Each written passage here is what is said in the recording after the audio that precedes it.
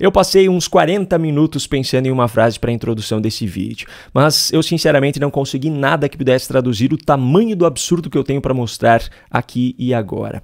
O que os ministros do Supremo Tribunal Federal fizeram dessa vez supera até mesmo a capacidade de imaginação dos piores psicopatas que se tem conhecimento na história da humanidade. Eu já vou explicar para você todos os detalhes dessa história, mas antes eu preciso comentar sobre alguns outros assuntos que não podem passar batidos nessa quinta-feira. Primeiro, o governo Lula aumentou drasticamente o imposto sobre a importação de painéis solares. As mudanças anunciadas incluem um aumento de 10,8% para 20% de imposto sobre fios de fibra de vidro, aumento de 9% para 25% sobre outras chapas de folha de vidro e aumento de 16,2% para 25% para a categoria outros copos de vidro. As células fotovoltaicas terão tarifa zero até um certo limite de cota e acima desse ponto terão imposto de 25%. Essa é a sustentabilidade defendida pelo governo Lula. Não a do planeta, é claro, essa é apenas nos discursos. A sustentabilidade defendida na prática é a da sua própria política populista. Outro assunto que não poderia passar batido é o Janjapalooza, que é como está sendo chamado o Festival Aliança Global contra a Fome e a Pobreza, que antecederá a cúpula do G20 no Brasil. Foram anunciados os nomes das 30 atrações que se apresentarão no evento, e podemos dividi-los nas categorias muito militantes, como é o caso de Fafá de Belém, Daniela Mercury e Diogo Nogueira, e os demais, que são um pouco menos militantes. Assim como em qualquer evento que esteja relacionado a Lula ou Janja, não poderia faltar uma grande hipocrisia. Os artistas receberão um cachê simbólico de R$30 mil cada, mesmo aqueles que nem recebem isso em eventos da iniciativa privada, para se apresentarem em um evento supostamente contra a fome e a pobreza. Mas não se preocupe, não é o governo que vai financiar tudo isso. Não, são as estatais, como o Banco do Brasil, BNDES, Caixa Econômica Federal, Itaipu e Petrobras. Ou seja, o dinheiro, no fim das contas, sai do nosso bolso, mas sem comprometer o orçamento do governo federal. Bom, agora vamos ao principal assunto do vídeo. Você já deve estar sabendo do caso das explosões que aconteceram na noite de ontem, próximas aos prédios do STF e do Congresso Nacional. Para aqueles que não acompanharam o caso ou não tiveram acesso a todas as informações, eu vou resumir muito rapidamente. Um cidadão identificado como Francisco Vanderlei Luiz detonou o próprio carro próximo ao Congresso Nacional e tirou a própria vida com artefatos explosivos na Praça dos Três Poderes, em frente ao prédio do Supremo Tribunal Federal. Há, inclusive, imagens que mostram o momento em que isso aconteceu, mas são imagens fortes e eu não vou mostrá-las aqui. O Francisco, conhecido como Tio França, foi candidato a vereador em Rio do Sul, Santa Catarina, em 2020, mas não foi eleito. Ele foi candidato pelo PL, e isso está sendo enfatizado pela imprensa, mas em uma coligação com o PDT, o que não está sendo mostrado pela imprensa. Francisco havia alugado uma casa há alguns dias em Ceilândia, no Distrito Federal, e nessa casa a polícia encontrou mais artefatos explosivos.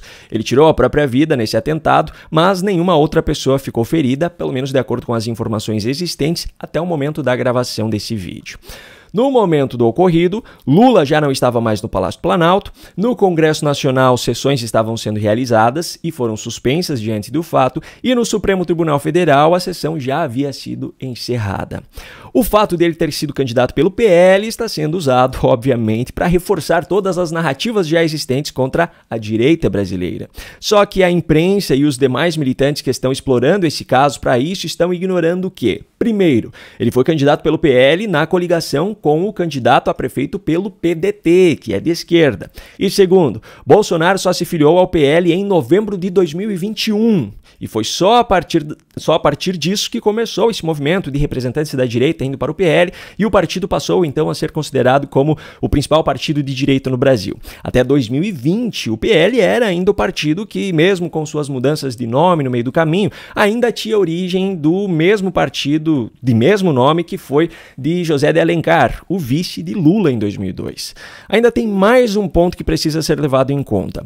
Foram identificadas conversas de WhatsApp onde o autor do atentado de ontem antecipava o que estava sendo planejado por ele. Só que tem um print específico que está sendo deixado de fora da maioria das matérias sobre o caso, em que Francisco pede para que Lula e Bolsonaro deixem a vida pública para acabar com a polarização no país. Se esse print for verdadeiro, é mais uma prova de que ele não pertencia ao mesmo grupo chamado pela imprensa de bolsonaristas ou de extrema-direita, ao qual é atribuída a responsabilidade pelo que aconteceu no 8 de janeiro de 2023. E com isso eu já faço o link aqui com o que os ministros do Supremo Tribunal Federal fizeram diante do acontecido. Primeiro, já foi parar nas mãos de Alexandre de Moraes uma investigação sobre esse caso, porque ele está sendo associado ao 8 de janeiro, cujo inquérito também está nas mãos de Alexandre de Moraes. Segundo, as pseudojornalistas da Globo News revelaram que os ministros do Supremo ligaram para líderes da Câmara e do Senado avisando: não vamos permitir que ousem debater a anistia depois disso.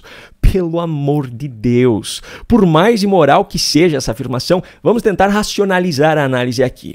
Primeiro, o PL da anistia tem como único objetivo trazer justiça àqueles que foram alvos de aberrações jurídicas, àqueles que praticaram depredação ao patrimônio público, mas foram condenados por tentativa de golpe de Estado e vários outros crimes fantasiosos criados pelos ministros que os julgaram. E segundo ponto, desde quando o ministro do STF pode apitar o que pode e o que não pode ser discutido no Congresso Nacional? Ministros do STF são integrantes do Poder Judiciário. Como é possível que eles cheguem a esse ponto de autoritarismo e ninguém faça nada? Eles simplesmente se transformaram em donos do Brasil. Eles simplesmente aboliram a divisão dos três poderes, a independência entre poderes prevista na Constituição Federal. E como se não bastasse, Alexandre de Moraes já fez um pronunciamento oficial, orgulhosamente transmitido pela Globo News, é claro, fazendo essa completa distorção do caso para associá-lo às narrativas mentirosas das quais ele é coautor, e além de explorar essa situação para impor essa proibição à discussão sobre anistia, ainda a explorou para resgatar a velha narrativa da regulação das redes sociais, ou seja, a censura.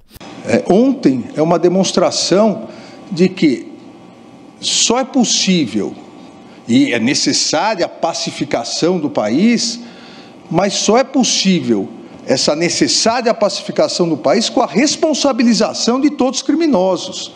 Não existe possibilidade de pacificação com anistia a criminosos.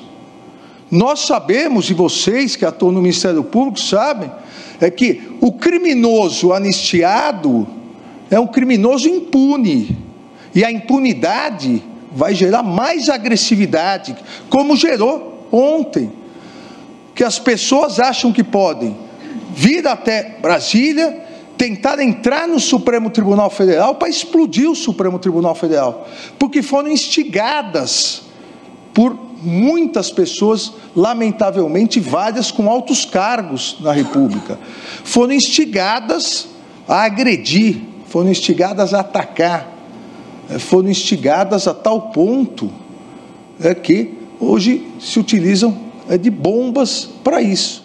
Então, as autoridades públicas, aqueles que defendem a democracia, devem se unir exatamente para que haja responsabilização, para que haja uma regulamentação das redes sociais. Não é possível mais esse envenenamento constante pelas redes sociais. Olha, eu não sei qual era a intenção desse cidadão que cometeu esse atentado suicida, e eu faço questão de deixar claro, caso ainda não tenha ficado, que eu repudio qualquer atitude que exceda os limites da lei e o debate pacífico. Mas o que esse cara conseguiu na prática foi dar mais munição para a consolidação do verdadeiro golpe que está sendo aplicado nesse país. Se a situação já estava ruim para os cidadãos brasileiros honestos, agora ficou ainda pior. Um grande abraço e até a próxima.